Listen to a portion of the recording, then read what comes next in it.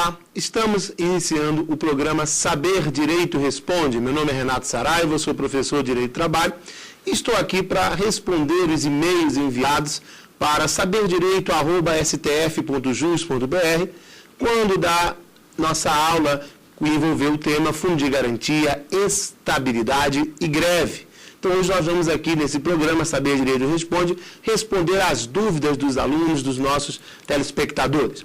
A primeira dúvida vem de São Paulo, lá de Clemente Ferreira. O FGTS pode ser estendido aos diretores não empregados? Clemente, um grande abraço para você. Olha, pode sim. O artigo 16 da Lei 8.036 de 90 permite a extensão do FGTS para os diretores não empregados.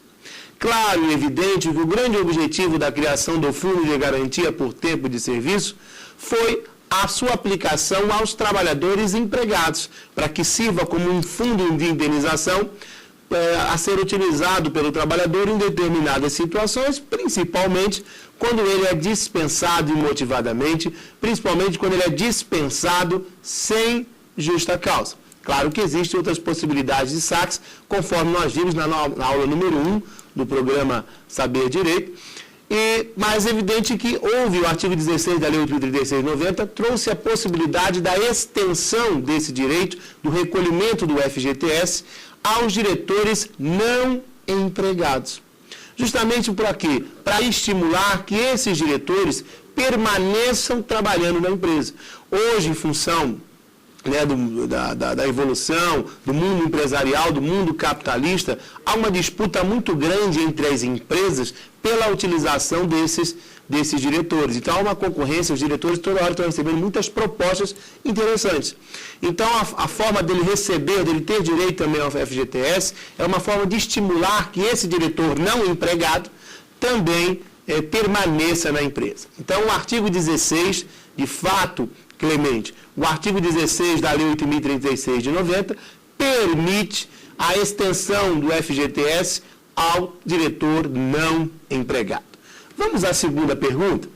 A segunda pergunta vem de Moisés Torres, do Rio Branco, Acre. Um abraço para você, Moisés.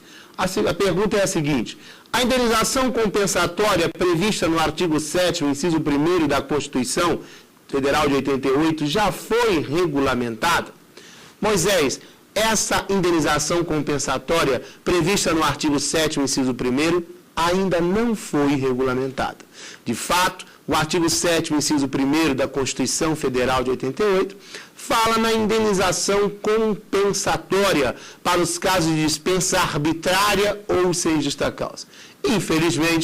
Infelizmente, o Congresso Nacional, até a presente data, não regulamentou o artigo 7º, inciso 1º da Constituição Federal.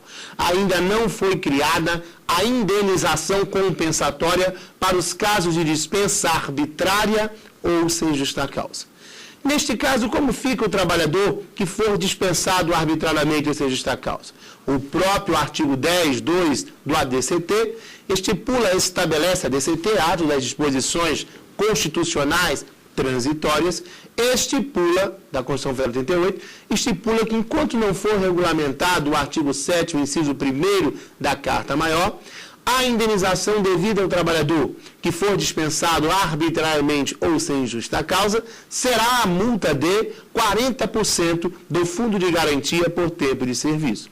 Na mesma linha, o artigo 18, parágrafo 1º da Lei 8.036 de 90, também estabelece que, em caso de dispensa imotivada sem justa causa do trabalhador, a indenização devida a esse trabalhador será a multa de 40% do FGTS relativamente aos depósitos feitos naquele contrato que está sendo declarado extinto.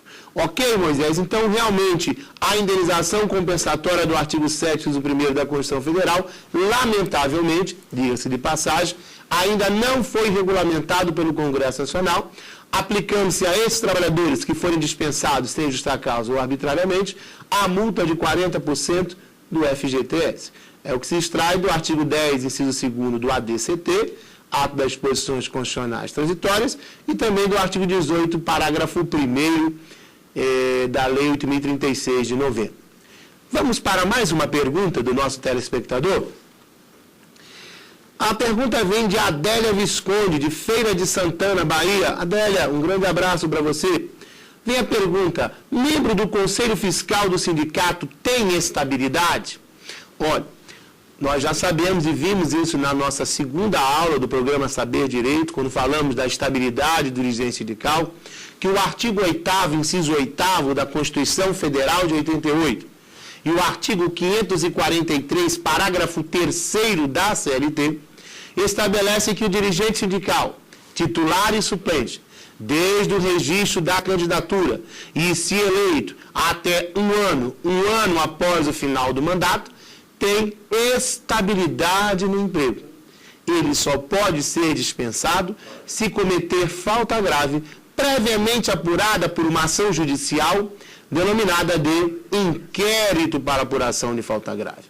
Portanto, o dirigente sindical, titular e suplente, desde o registro da candidatura e, se eleito, até um ano após o final do mandato, tem estabilidade no emprego. Já o membro do Conselho Fiscal não tem estabilidade, porque o membro do Conselho Fiscal não integra a diretoria do sindicato. Ele apenas realiza a fiscalização orçamentária e financeira do sindicato. O próprio Tribunal Superior do Trabalho, através da orientação jurisprudencial número 365 da SDI 1 do TST, estabeleceu que o membro do Conselho Fiscal não tem direito à estabilidade.